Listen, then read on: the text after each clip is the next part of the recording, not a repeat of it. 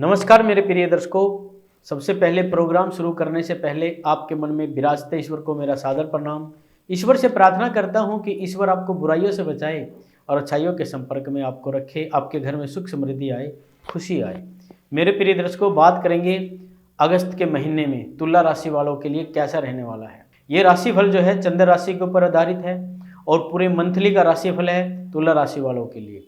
कैसा समय रहेगा, स्वास्थ्य कैसा रहेगा, आर्थिक स्थिति कैसी रहेगी, कार्य क्षेत्र कैसे रहेगा, पूरी डिटेल में आपको बताने जा रहा हूँ। क्या उपाय करना चाहिए वीडियो के लास्ट में बताऊंगा। और प्रिय दर्शकों, ये पूरा मंथली राशिफल है अगस्त के महीने का।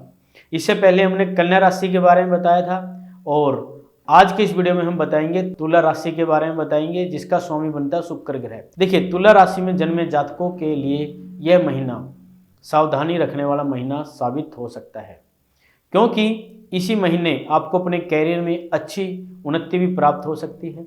आपकी राशि से छठे भाव में राहु, पांचवें भाव में शनि और अष्टम भाव में बृहस्पति और मंगल विराजमान रहकर स्वास्थ्य समस्याओं को बढ़ा सकते हैं। इसलिए स्वास्थ्य के प्रति की गई जरा सी भी लापरवाही आपके लिए नुकसान का कारण बन सकती है। इसलिए आपको अपने स्वास्थ्य का ध्यान रखना चाहिए। आर्थिक मामलों में भी महीने की शुरुआत कुछ कमज़ोर हो सकती है, क्योंकि आमदनी अच्छी होने के बावजूद आपके खर्चे हद से ज़्यादा बढ़ सकते हैं, जो आपके माथे पर चिंता की लकीरें डाल सकते हैं। इसलिए आपको अपने धन प्रबंध पर भी ध्यान देना होगा। जहाँ तक आपके कैरियर का सवाल है तो उसके दृष्टिकोण से महीना अनुकूल रहने की इस भावना में है। नौकरी करने वाले जातकों को अपनी नौकरी में अच्छे पद का लाभ मिलेगा। आपको पदोन्नति के भी योग बनेंगे और आपकी तनख्वाह में वृद्धि हो सकती है। जबकि व्यापार करने वाले जातकों के लिए थोड़ी मुश्किल होगी। महीने की शुरुआत कमज़ोर रहेगा। अंतिम सप्ताह में जाकर कुछ राहत प्राप्त होने की उम्मीद आप कर सकते हैं। विद्यार्थियों के लिए कठिन चुनौतियों से भरा समय रहने वाला है। आपको पढ़ाई में आनंद भी आएगा, लेकिन परिस्थितियों आपके पढ़ने में विघ्न डालते रहेंगे। इसलिए आपको अपनी एकाग्रता को बढ़ाना होगा। प्रेम संबंधों के लिए उतार चढ़ाव से भरा समय रहेगा। प्यार भी रहेगा तो उसमें कुछ तकरार भी होगी। जबकि वैवाहिक संबंधों की बात करें तो आपके ससुराल पक्ष से सावधानीपूर्वक व्यवहार करना आपको चाहिए, क्योंकि इसका सीधा असर आपके रिश्ते पर पड़ने वाला है। पारिवारिक जीवन में कुछ सुख शांति रहेगी, जो आपकी राहत प्रदान आपको कर सकती है। बात करेंगे आपके कार्य क्षेत्र की। देखिए, कैरियर के दृष्टिकोण से यह महीना मध्य से कुछ बेहतर रहने की संभावना में है। यदि आप नौकरी करते हैं तो आपके लिए यह महीना अनुकूल रहने की संभावना में दिखाई दे रहा है, क्योंकि महीने की शुरुआत में ही सूर्य आपके दसम भाव में विराजमान होकर आपके कैरियर को चमकाने का काम करेंगे। आपको आपके कार्य क्षेत्र में अच्छी तवज्जो जो है आपको मिलेगी। आपको पदोन्नति भी प्राप्त हो सकती है। आपने जो काम किया है उसकी महत्ता बढ़ेगी और इसलिए आपकी तनख्वाह में भी वृद्धि हो सकती है। आपका नाम इस वक्त चमकेगा और आपको आत्मविश्वास में भी आपके आत्मविश्वास में भी बढ़ोतरी होगी। आपका आत्मविश्वास बहुत तेज़ बढ़ जाएगा। आप आपके वरिष्ठ अधिकारी आपसे जो है प्रसन्न रहेंगे और आप उनकी कृपा पात्र जो है बनेंगे, जिससे नौकरी में आपकी स्थिति प्रबल होती चली जाएगी। बात करेंगे आपकी आर्थिक स्थिति की। यदि आपकी आर्थिक स्थिति को देखा जाए तो यह महीना मिश्रित परिणाम देने वाला महीना साबित हो सकता है। महीने की शुरुआत में ही बुध और शुक्र जैसे ग्रह आपके एकादश भाव में रहकर आपकी आमदनी को मजबूत से बढ़ाते हुए दिखाई देंगे। आपकी आर्थिक स्थिति बढ़िया होगी और आपकी आमदनी में बढ़ोतरी होगी। शनि भी एकादश भाव को देखेंगे, जैसे आपकी दैनिक आमदनी के साथ साथ अन्य आमदनी में भी बढ़ोतरी होगी और आपकी आर्थिक स्थिति बढ़िया होती जाएगी। लेकिन छठे भाव में राहु और द्वादश भाव में केतु के कारण अवांछनीय खर्चे भी परेशान कर सकते हैं आपको। इनके प्रति आपको सतर्कता रखनी चाहिए। देवगुरु बृहस्पति एक तरफ आपके धार्मिक और अच्छे खर्चों में बढ़ोतरी करेंगे, तो दूसरी तरफ आपके द्वितीय भाव को देखकर दूसरे भाव को देखकर आपकी आमदनी भी बढ़ाएंगे। आपको मेहनत करने से लाभ होगा। नौकरी में भी तनख्वाह की वृद्धि होने से आर्थिक लाभ हो सकता है। अब देखिए, मंगल अष्टम भाव में बैठकर गुप्त धन प्रदान करने में आपकी मदद करेंगे। आपकी आर्थिक स्थिति धीरे धीरे सुधरित दिखाई देगी, सुधर जाएगी। 22 अगस्त को बुध वक्री अवस्था में दसम भाव में आ जाएंगे और 25 अगस्त को शुक्र द्वादश भाव में 12वें भाव में चले जाएंगे, जिससे खर्चे बढ़ने आपके लगेंगे। बात करेंगे आपके स्वास्थ्य की। देखिए यह महीना स्वास्थ्य के दृष्टिकोण से समझदारी और सावधानी बरतने वाला महीना होने वाला है।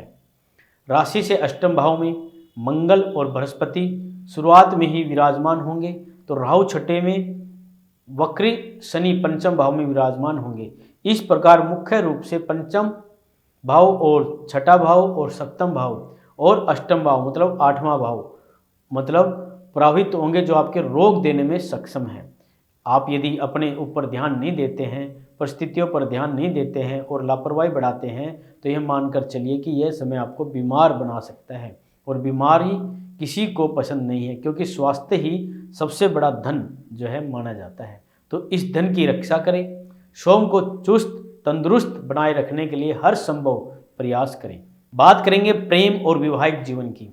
देखिए यदि आपका प्रेम संबंधों पर दृष्टि अगर आप डालें तो यह महीना शुरुआत में अच्छा होगा। बुध और शुक्र जैसे सौम्य ग्रह कहाँ बैठे होंगे? पंचम भाव पर दृष्टि डालेंगे, जिससे आपका प्रेम संबंधों की गाड़ी रफ्तार से दौड़ती हुई नजर आएगी। आपके रिश्तों में प्रेम और रोमानियत बढ़ेगी और आप एक दूसरे के निकट आ जाएंगे।